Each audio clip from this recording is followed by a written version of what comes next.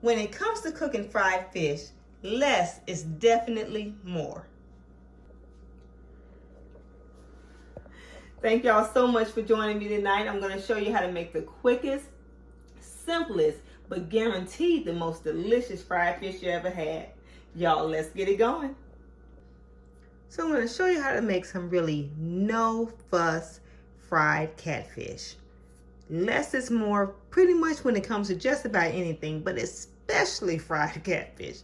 So anyway, I brought this home from the restaurant. I had a little bit of seasoning on it already, and I rinsed it off because I was like, I don't want to go buy any. So I rinsed this off and brought this home from the restaurant so I can show you all how to just do quick and easy catfish that is absolutely delicious. And again, less is more. So we have about 3 5-ounce fish fillets here. 3 5-ounce fish fillets.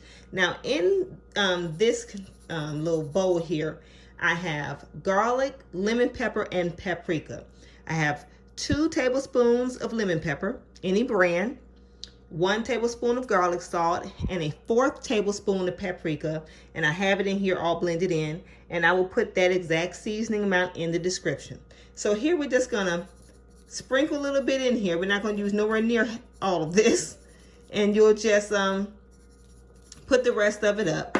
And or you can just half the amount of seasoning if you're, but most people are frying a little bit more fish than this, so they'll use pretty much all of that. So that's what that amount of seasoning is for.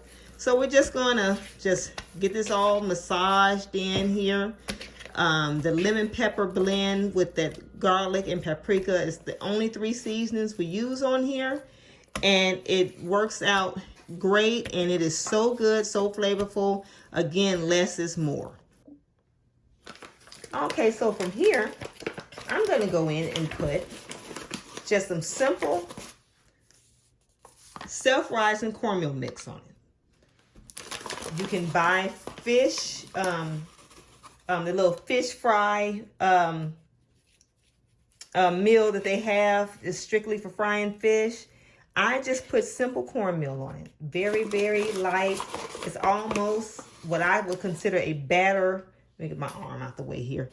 A batter-free fried fish recipe here. And this is pretty much all we use at the restaurant. And people are always like, what do you all put on your fish? Your fish is so good. And I'm like, just a little light seasoning and some cornmeal. Again, less is more.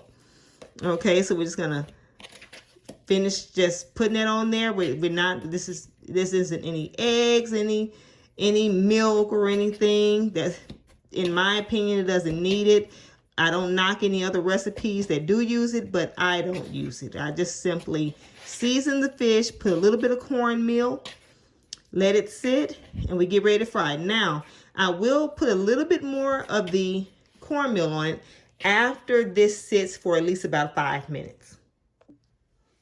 All right, we're going to go in with our little second little coating here. Again, just a little, and my arm is always in the way of the camera here.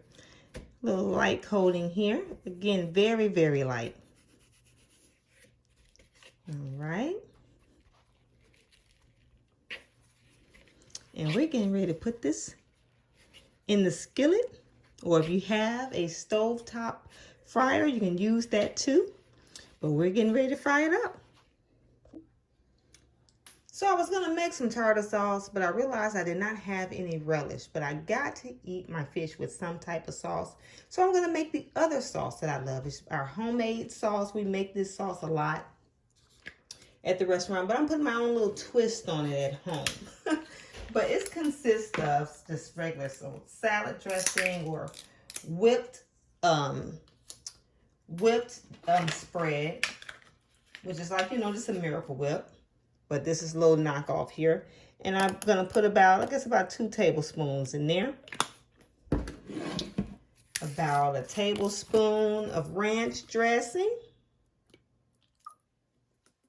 A tablespoon of zesty Italian. And we're going to put probably about a tablespoon of, sorry y'all,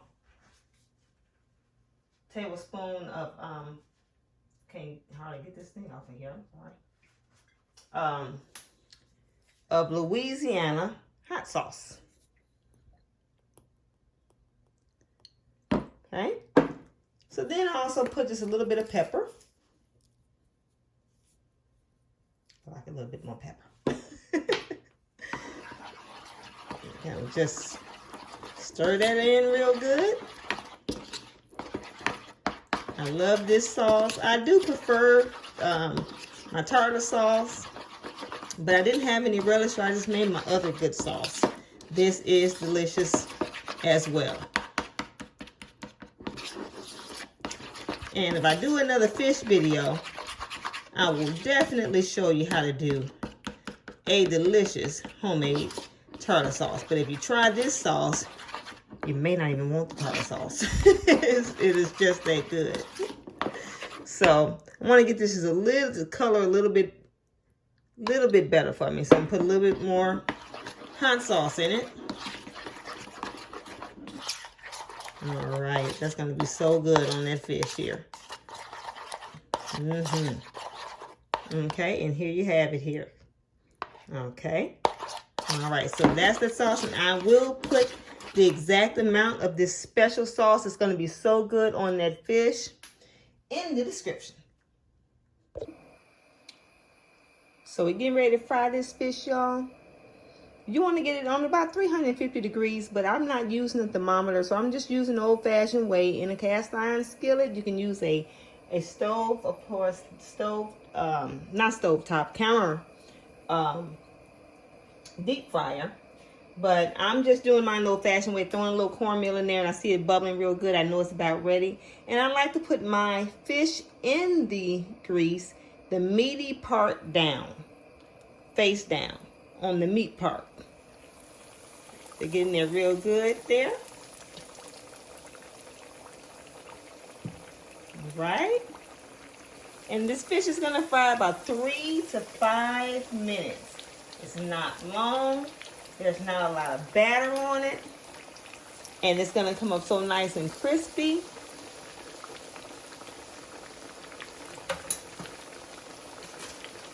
I'll get that frying real good.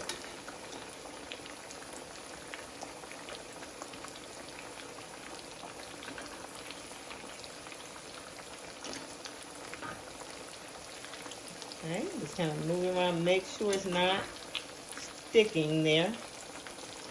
Right?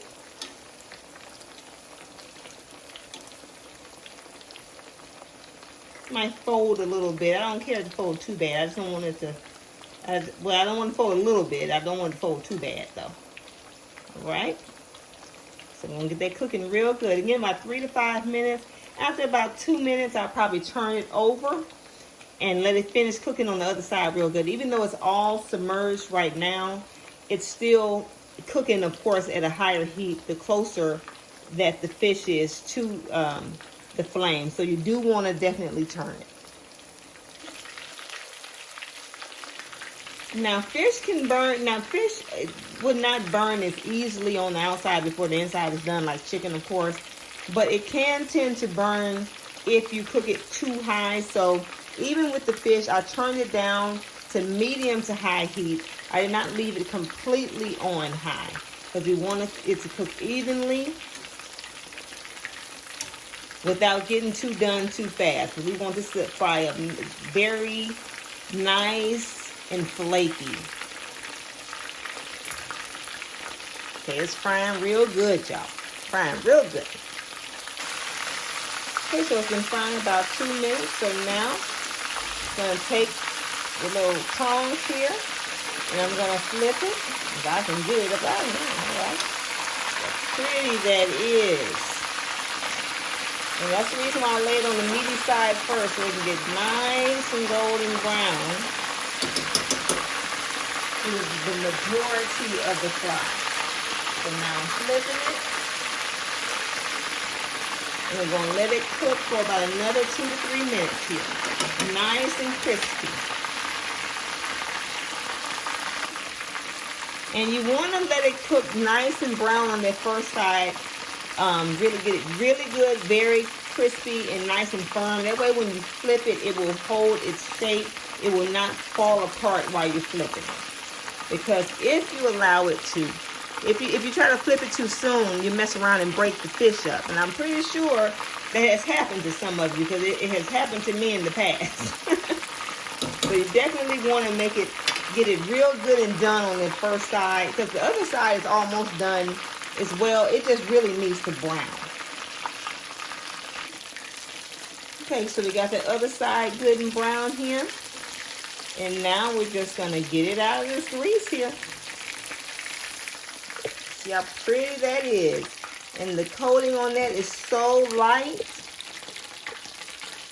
And again, I don't have a little wire rack here, so I'm just using what I have, just a good old paper towel. Now I'm using the wrong thing to get this out of here. Grab this one here. Right. I'm not getting this out of here with the right palm.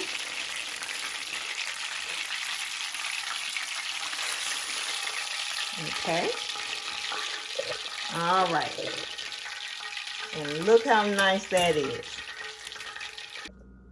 Okay, so that's it, y'all. It turned out so good. It turns out so crispy, so delicious, y'all. Now I gotta pinch off a little bit of this and dip it into this sauce. Sauce is so good.